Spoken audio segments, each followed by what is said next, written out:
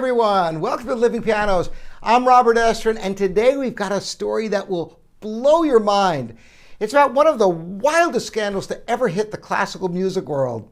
It's got everything: deception, stolen recordings, and a secret that fooled everyone for years. We're talking about the unbelievable case of Joyce Hatto. Let's dive in.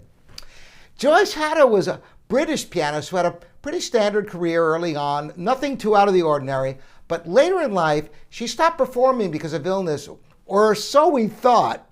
Then in the early 2000s, she suddenly started releasing an insane number of recordings. And not just any recordings, these were brilliant performances covering a wide range of the most difficult piano repertoire.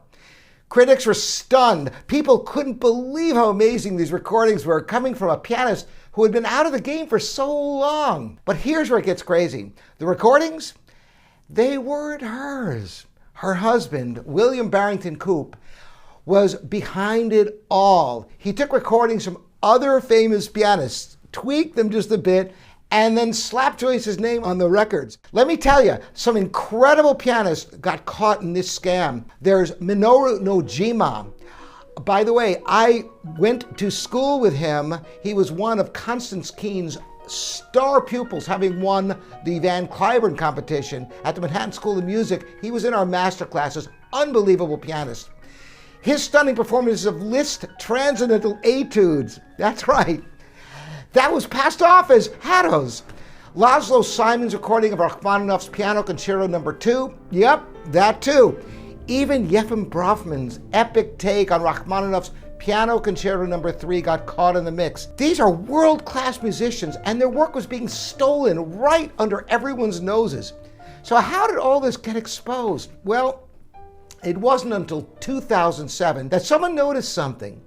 Something was off. A sharp-eyed reviewer thought one of Hatto's recordings sounded awfully familiar, and then the deception was discovered when playing one of Joyce Hatto's CDs in iTunes, it came up as belonging to a completely different pianist. So they used audio fingerprinting technology, and boom, it revealed that many of the recordings released under Hatto's name were actually taken from other pianists with slight modifications to disguise them. This discovery unraveled one of the biggest frauds in classical music history. Can you imagine?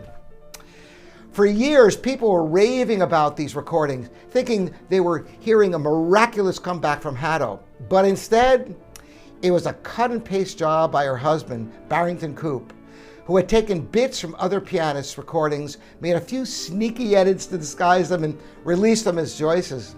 It's mind-blowing. People were genuinely heartbroken when they found out all those glowing reviews, all the admiration was built on a lie.